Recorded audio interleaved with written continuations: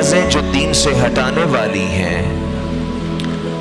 شیطانی طور طریقوں کو رواج دینے والی ہیں،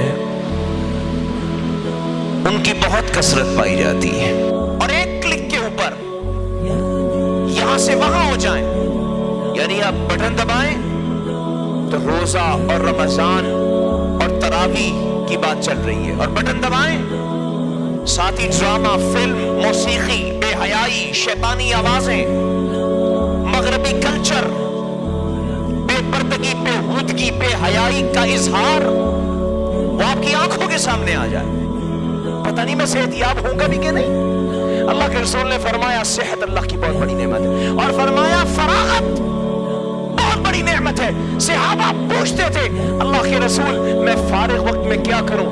اللہ کے رسول کہتے تھے اپنے گناہوں کو یاد کر کے اللہ سے معافی مانگا کرو۔